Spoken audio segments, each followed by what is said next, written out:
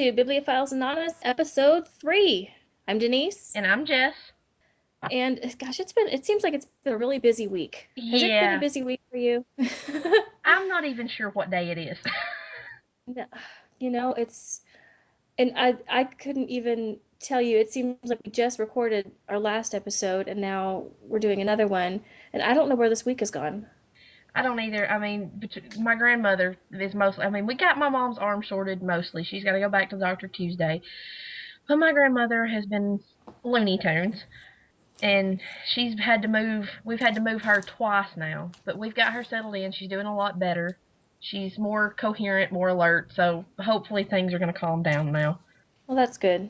Yeah, I know I've been thinking a lot about you guys.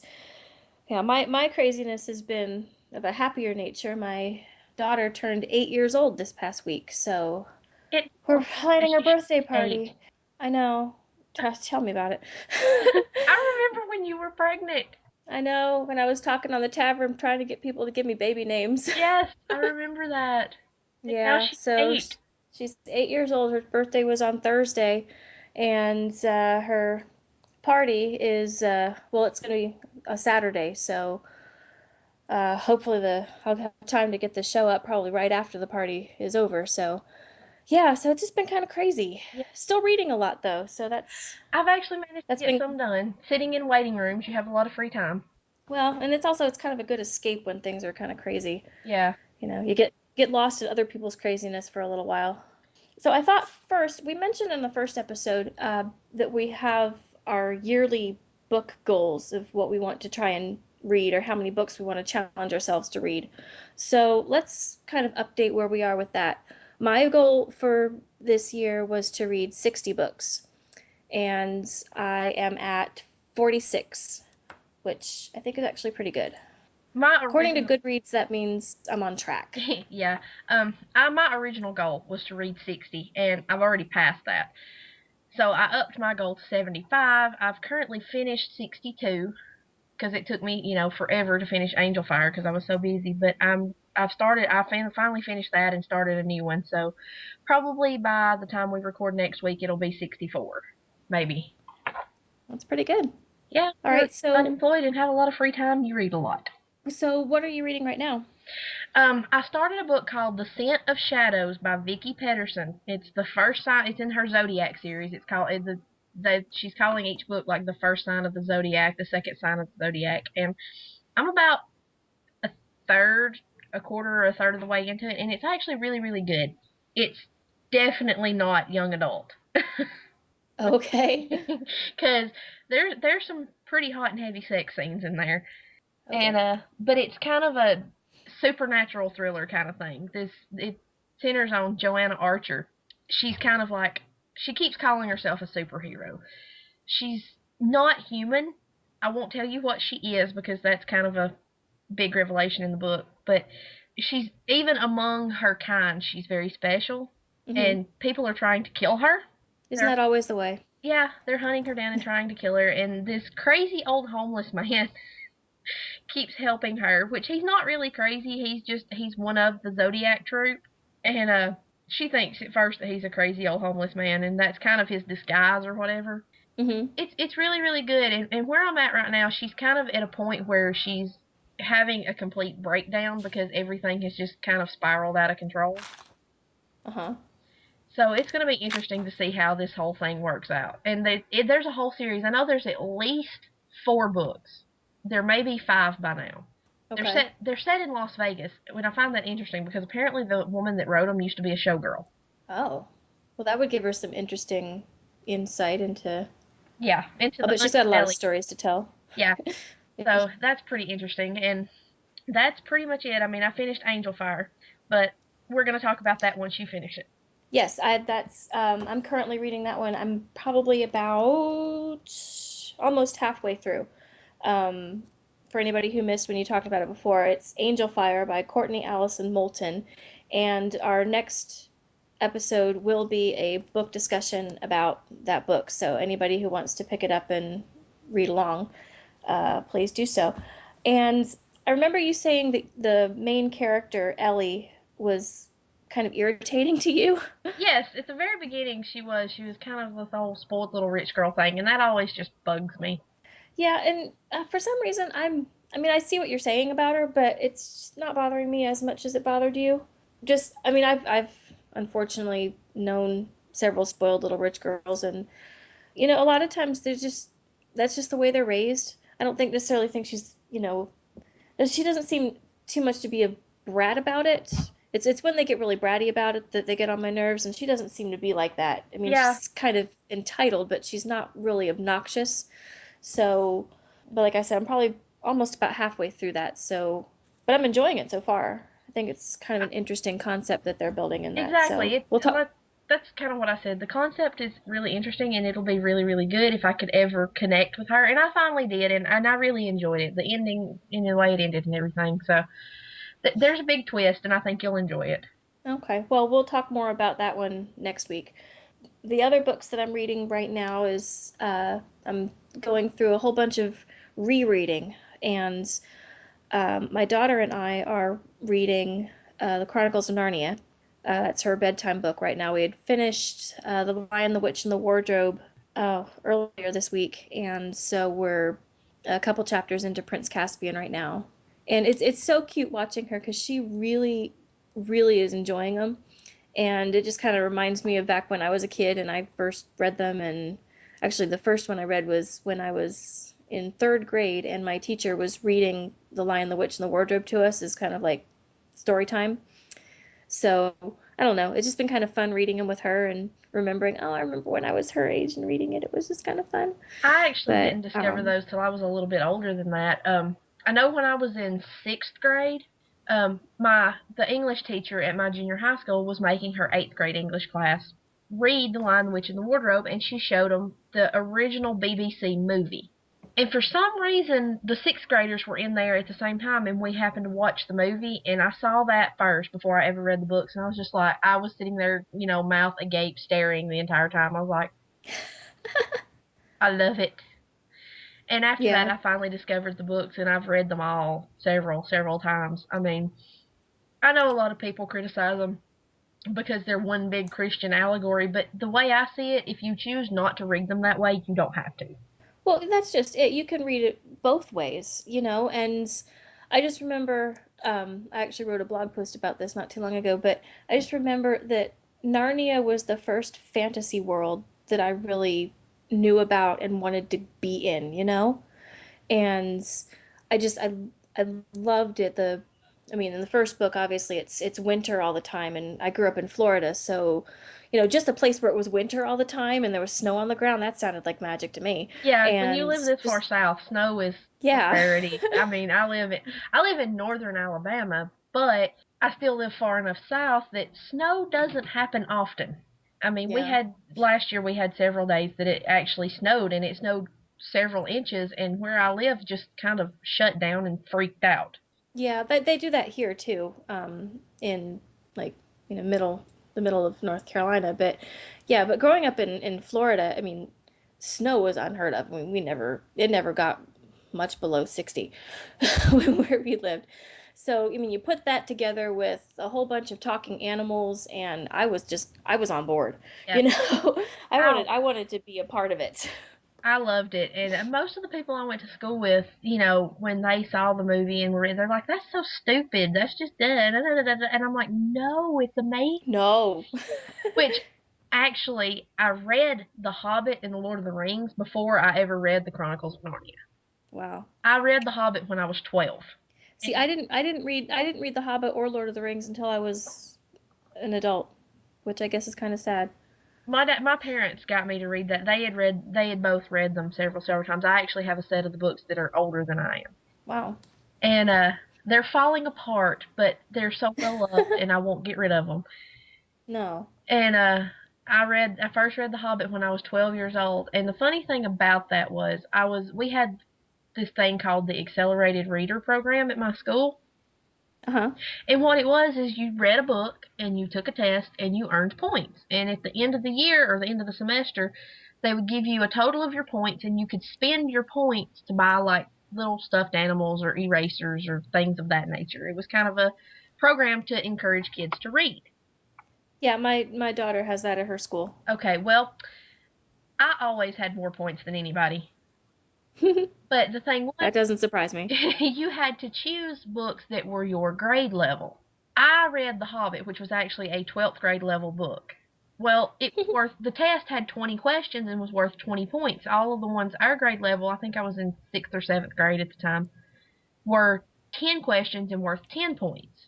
Well, everybody in my class got mad because I got all the questions right and I got all 20 points, and they're like, that's not fair. She got 20 points for one book. The teachers basically said, if you think you can read a 12th grade level book and pass the test, then you can go ahead and try. And several of them did. They got books and read them, and then they failed the test. I mean, they only got like 2 or 3 questions right, and after that, it was like, okay, you can't go more than 2 grade levels higher than what grade you're in, except for her because she can read anything she wants to. I love it when teachers are on your side like that. So they let me read whatever I wanted to and take tests as long as it was on the list, you know. So that was, I Hmm. always thought that was pretty funny. They're like, you know what, you can't do this, so shut up. Yeah. Don't complain if you can't keep up. Well, the other books I'm rereading right now, not with my daughter, but just on my own, is the Harry Potter series. Just because it's been a while since I've read them. I'm currently on book 3. Well, actually, I haven't started it yet, but I've just finished Chamber of Secrets, so I'll be starting Prisoner of Azkaban, probably this weekend sometime. Just because I love those books so much, and Yeah. I know it's almost a cliche to say how much you love the Harry Potter books, but I do. I just think that they're a really great series and so well thought out and put together, Yeah. and I love it's them just too. amazing characters, and I mean it's just there's I don't have any complaints about them at all. I mean, there's some things that happen in the story that I didn't like, but Yeah. that happens in every story. I love them But too. they're just it's probably my favorite series. And because of playing Lego Harry Potter, I'm Yeah. really wanting to read them again. And that I'm addicted. And it's those games. The people that make the Lego games have such a great sense of humor. My stepson adores those. My favorite part, we were playing. We're still working our way. Me and my best friend are playing them. We're still working our way through years 1 through 4. Yeah.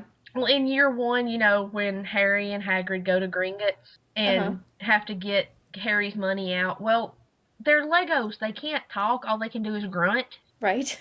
And he's trying to tell the goblin that he needs in Harry's vault, and the goblin is just looking at him like, what? And Hagrid bodily picks Harry up and waves him around in front of the goblin, and we literally about fell over laughing when that happened. It was great. Those games are so creative, and just the way that they build this whole world out of the Legos, and then Yeah. just the way that they tweak all the stories, and you're right, they have the best sense of humor with them. They also generate some very interesting quotes. Holly and I were playing the other night, and I yelled out, I want to go to herbology on a plunger. Because there's one area where there's a plunger, and you can ride the plunger, and you can run over students with it. It's kind of funny. But when you leave that area, you lose the plunger. I'm like, but no, I want to go to herbology on the plunger. See, that's the problem, is that people who don't know this game, and you tell them about these things and they just don't get it. Well, you know, you look, highly recommended. If you like video games and you like Harry Potter, definitely get the Lego Harry Potter games. Yeah. Just definitely. It's worth it's worth it because it's just really funny. I haven't actually played it because the kids are always playing the video games here. And if I want to play, I have to wait till late at night when they're, gone or in bed. Yeah. So, and actually now that it's football season, trying to get the TV downstairs where all the video game stuff is kind of hard because my husband's watching football. So, Yeah. I have to schedule my video game time. So I don't get lots much time to do it, but that gives me more time to read. So hey. Yeah, that's true. All right. So speaking of reading series, which is what I'm doing right now, we wanted to talk for this episode about some book series that we started, but then for one reason or another never finished. And I have I quite have a few of several. those. And the sad thing is, for most of them, I have no real excuse Yeah. why I didn't read them. It just, for some reason, didn't happen. Yeah, I've got there's some that I started and didn't finish because I didn't like them, but more often than not, it's like I started them, I finished the first one or two books, and then nothing. Just didn't read through it Yeah. for whatever Yeah. reason. And one of the biggest ones that I started and just I really have no excuse for not finishing, and I know this one is on your list too, the Iron Fey series by Julie Kagawa. Yes. We read the first one in our book club on the tavern, and I own the first three. I bought all three of them. As a matter of fact, I think I'm the one that suggested the first one. I think you did, yeah. And I've read the first one twice, and I never read the second and third one, and they're sitting on my bookshelf. I have absolutely no excuse. No, you don't. Not at all. Because I had to find it at the library, and it took me forever to find the first one at the library, and I think maybe that was part of it. Because I also enjoyed it. If I remember correctly, that was the one that was it had some elements of Midsummer Night's Dream. Yes. Yes, okay. See, and that's the problem with some of these is that it's been so long since I've read the first one that I'm gonna have to try and track down the first one again and read it, or I'm not gonna remember Yeah. where it's going. But I remember really enjoying it, and I think I had a hard time finding the next book, and that's why I didn't keep going. Yeah. And Well, I think there's 4 books total in that yeah, I think there's series. four now because I think Iron Knight came out after I bought the first three. Right. But yeah, I have no excuse. They're sitting on my bookshelf. I mean, all I have to do is pick them up and read them. Yeah, there's I have one like that too. There's a series. It's by Maggie Stiefvater, and it's the Books of Fairy series. And the first one I got from the library. It was the first one I found out that my library has digital books that you can borrow, Yeah. so I can download it to my Kindle, which I didn't know you could do it. I thought that was amazing. So that was one of the ones that was available right away that I didn't have to get on a waiting list. I'm like, okay, hey, it's about fairies. I like fairies. The first book, it's called Lament, and I read it. And soon after that, I found both that book and the second book, which is called Ballad. I found both of them at the used bookstore for like next to nothing. So I'm like, awesome. And I bought them. And Ballad is sitting on my bookshelf as well. Have I touched it? No, not at all. But the only good thing with this is that the third book isn't out yet. So I only have to read one book and then I'm completely caught up. Yeah. See, a lot of times I do that. It's like, well, the third one's not out yet, so I'm just going to wait. That's my excuse for not reading the rest. Because I'm going to wait. That way I can read them close together. It's an excuse, is all it is, but I do that. Yeah. Another one that I really don't know why I haven't finished is the Tuesday Next series by Jasper Fforde. I've loved every book I've read. I own this is another one. I own them. They're sitting on my shelf. I have no excuse that I haven't finished them. But I've read the first three and I just stopped. I think there's six now. I think he just released a new one. I have the first five sitting on my bookshelf. What's the first book in that series? Uh, the Era Fair. These books are so good because especially if you are a bibliophile because the main character Tuesday Next gets sent into works of literature as kind of like a literary detective. Oh, I have heard of these. Okay, yeah. And in the first one, she gets sent into Jane Eyre, and they're really good. And her father is I forgot what he's called, but he can manipulate time. Uh-huh. And he's a wanted criminal now. He used to work for the government, but he's a wanted criminal now. And they're set in Swindon, England, Mm-hmm. and they're kind of irreverent and they don't take themselves real seriously, and That's always fun. they're really good. They're a lot of fun, and a lot of characters out of classic literature make appearances. Like, Yeah, I remember somebody recommended this to me. That's why I asked about the first one because I recognized the author's name, because they recommended it to me because they knew that I was an English major in college. it may have been me. So, no, it wasn't you. It was somebody here, in my town. But yeah, she said, oh, if we were an English major, then you would like this series because it's all, you know, going through like classic books and literature and stuff. Yeah, So they are. They're really good. I mean, it was the Era Fair, Lost in a Good Book, The Well of Lost Plot, and those are the three I've read. I don't remember the names of the rest of them, but the Cheshire Cat makes an appearance. Oh, cool. Yes, I love him. He's more like he's the crazy, loony kind of almost evil Cheshire Cat. Nice. And I mean, there's like I said, there's a lot of people from classic literature that make appearances. They're really really good. They're Marita from the Tavern. She didn't really like the Tuesday Next series, but she liked his. There was another series he wrote, which is also referenced in the Tuesday Next books that she really enjoyed. Mm-hmm. The Nursery Rhyme series or Nursery Crime series. That's it. She liked those, but she didn't care for the Tuesday Next books. But I really enjoyed them, even though I didn't finish them. I will one day. Yeah, that's what I have to say about all of my list because when I've read the first book, it's with pretty much every single one of these, I nothing about the first book has turned me off the series. I just never picked up the rest of them. And a lot of times it's been a book club book from the tavern. Yeah. In fact, the last several, we read the first book in Mercedes Lackey's 500 Kingdoms series, which is the Fairy Godmother. And I know that there's several books after that.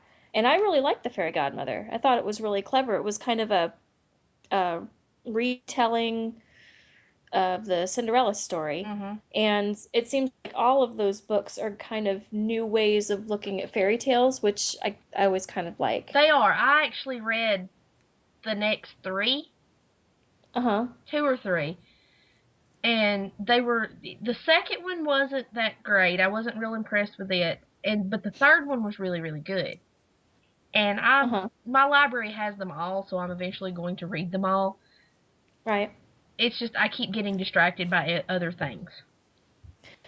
And And from what I could tell, from what I was looking them up on Goodreads, and you can tell me for sure if this is the case, but even though they're all part of this series and they're all set in this kind of same world, the 500 Kingdoms, they're all kind of standalone. yes, So I yes, don't have to reread anything. I can just jump in there yeah, you and read can't. them as I I grab them.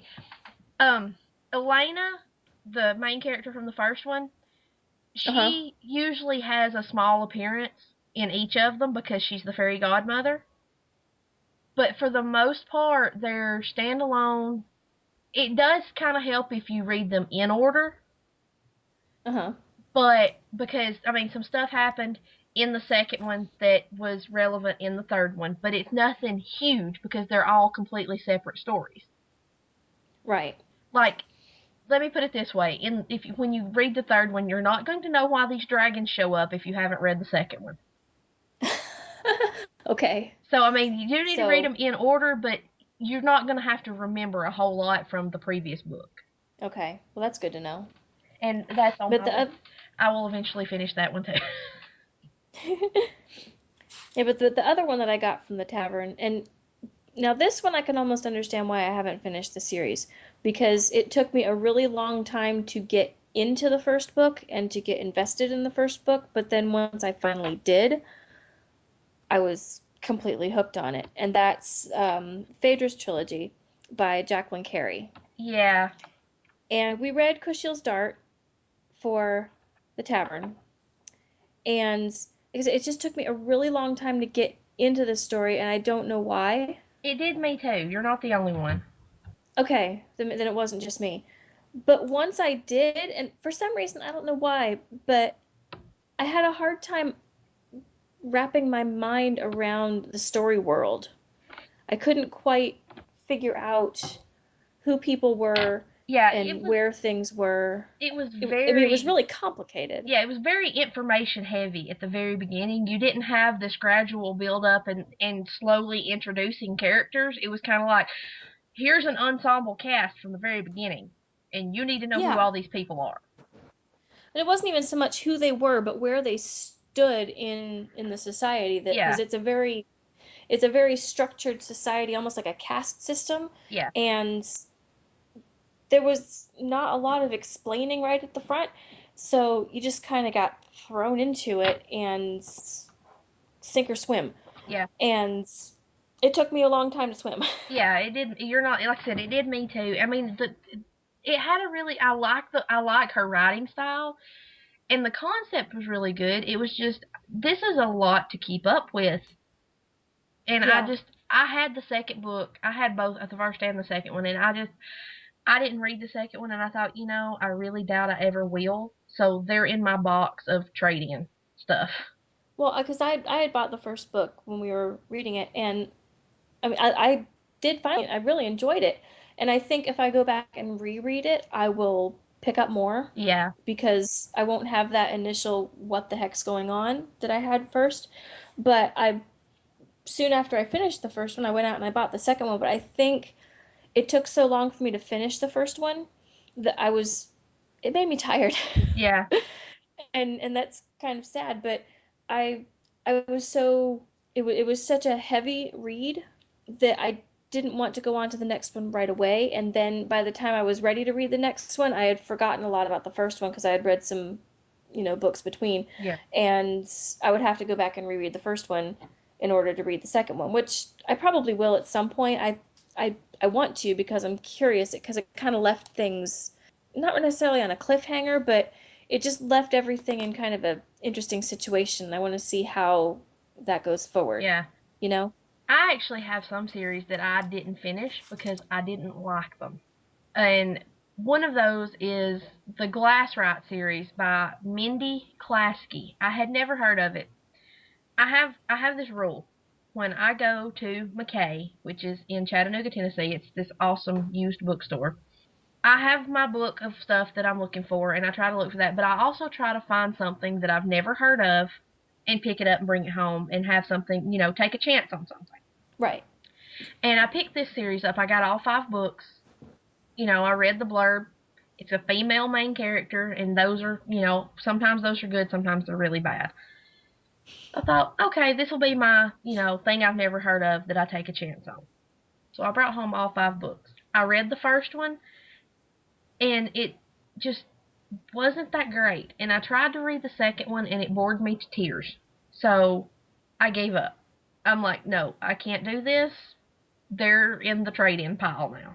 And another one that I didn't finish because I didn't even finish the first book. The book Oh, was wow. The Summoner by Gail Z. Martin, and it's I think the name of the series is Chronicles of the Necromancer. This book is like 600 pages long. That's a big one. Yeah, which, doesn't put me off of a book. I like big books. I cannot lie. Yeah. You know, it doesn't put me off to see a 600-page book. But when I'm reading a No, 600-page book and 225 pages in, nothing has happened, that's a turnoff. that's a problem. Yeah, when I'm a third of the way into the book and nothing significant has happened, I couldn't, I'm like, okay, I can't read any more of this. So I never finished it. I haven't decided if I'm going to give it another chance or not.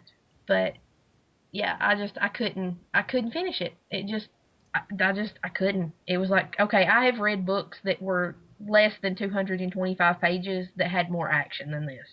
Yeah, you have to have something. I mean, no, is it a fantasy? Yes. See, and I think sometimes fantasy has this problem where they focus so much on building whatever their fantasy world is, and they spend so much time on backstory and exposition because they feel like you need to know all of this stuff about what they've created, that they do all of that up front, but they don't have anything to move the story along. Yeah. And there has to be more of a balance. You have to have something. I know that I'm a member of this writing group that we get together and we're all kind of working on trying to write novels. And one thing that we always are talking about is you can't bore your audience. And there's been several times when we've had to, talk to ourselves and say, there's nothing happening here. I mean, it's not, the writing isn't bad, but you have to have something happening. Yeah. There has to be some kind of conflict. There has to be some kind of driving force to keep people reading. And if you don't have that, then people aren't going to want to read your book because Exactly. I mean, it's boring. I don't expect, constant action every page something happens. I don't mind exposition occasionally. There has to be a balance. Yeah, but there's got to be something happening. I mean, at the point, 225 pages into this book, the only thing that had happened was the main character had left home. That's it. That's it. I was just like, Did anything happen to him when he left home? no. He just left home. He got mad at his brother and left home. Or something like that. Huh. It was something to do with his brother. And he left. And I'm like, and that's it. That's all that happened. I mean, seriously, 225 pages. He's left home and he's made it as far as the next town. 225 pages, we should have made it to the next country. Yeah. You should have gotten further than that. In a 600-page book, yeah, we should have made it further than that. Yeah. And then I have one that I actually do have a really good reason that I have not finished the series. And that's the Jane Rizzoli series by Tess Gerritsen. These are kind of, it's made into a TV show now. Rizzoli and Isles comes on TNT. I read the first one, then I heard about the TV show, and then it clicked in my head. I've heard the name Jane Rizzoli before. And I got to looking and, found out that the TV show was based on these books. And I'm like, okay, I have a thing for cop procedural TV shows. I don't know why. Uh-huh. And I like cop procedural novels, too. Well, I really, really liked the first book, and I'm like, okay, I'm going to watch the TV series. Well, I start watching it, and I decided, okay, I don't want this to be another Bones. Because, see, I had read the Kathy Reichs books before Bones was a TV show. I was like, I don't want this to be another Bones where I have to separate the TV world from the book world in my head.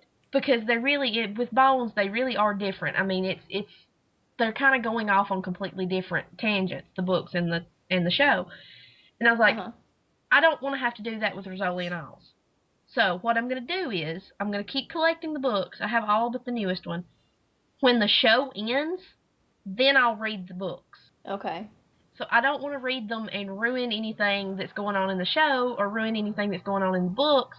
So I'm going to wait until the show is canceled or ends or whatever, and then I'll read the rest of the books. That makes sense. I have a good reason for that one. Everything else I either don't have an excuse for or it's because I hated it. Well, then how about let's do this. Let's pick one of the series that we've talked about, and we will make a pact that we will finish it by the end of the year. How's that sound? Do that. Okay. I'm going to pick the Iron Fey series by Julie Kagawa. I think that's the one I'm going to do too, since I have them. Okay. They're available, so I can easily do that one. Okay, so that's going to be another goal to add to our other goal for reading this year. Goals within goals. Yes. We're going to finish the Iron Fey series, all 4 of them. Although I'm going to have to track down the first one again because I don't remember all the details, other than it was good. I have the first one. I've read it twice. I think maybe I can just start with the second one and it'll all come back to me. Maybe. Because I don't think it's been that long. It has been that long. If I need to read it again, I have it. So, and I think, I am sure my library has the 4th one. I saw it the last time I was over there. Well, all right, you're all set then. Yes. So that's our goal. And hey, it gives us more things to talk about once we both start reading them. There you go. That sounds good. All right, well, I think that's going to do it for this discussion then. Yep. We have a lot of books on our to-read list. Story of my life. Yeah. My list is longer than my lifespan, so. Yeah. Well, see, my problem is I have so many different lists that I work off of that it's just not going to happen. But, I'm going to keep chipping away at it until eventually. Well, my problem is... either I'm going to finish it or... people keep writing new stuff that I want to read. Won't they just stop? We need to catch up before they publish any new books. Yes. Just take a breather. Don't publish anything for a couple of years. Let me get caught up. People keep writing stuff, and I keep adding more to my list, and it's just like I am never, ever, ever going to finish all of these. Oh, well. That's what makes us bibliophiles. Yes. Alrighty. Well, like we said earlier, our episode next week is going to be a book discussion on Angelfire by Courtney Allison Moulton. So if anybody wants to pick that up and read along with us, if you read it before next time we come on here, you can email us what you thought. And that email address is bibliophiles.podcast@gmail.com. And you can also start a thread on the Tavern, and that is www.maltavern.com. Yeah, because I don't think anybody in the Tavern's discussed this book yet. So nope. But we could, by all means. somebody new comes along, start a thread, we'll jump on it. Absolutely. Yeah, we love getting new people who come in there and start discussions, especially really good ones. So, yeah, join us at the tavern or email us at the podcast. As always, please subscribe to us in iTunes and leave us a review or rating. We'd love to get feedback on how we're doing. And we have a YouTube channel now, so Oh, you can go on yes. there and leave us video responses. Yes, we have lots of different ways for you to listen to us, either through iTunes or through Podbean or through YouTube now. So by all means, give us some feedback, give us some comments, give us some book recommendations, or whatever you want to ask us. We're here to answer your questions and to hear ways to make our show even better. Yep. And we'll see you next time. See you next time. Bye. Bye.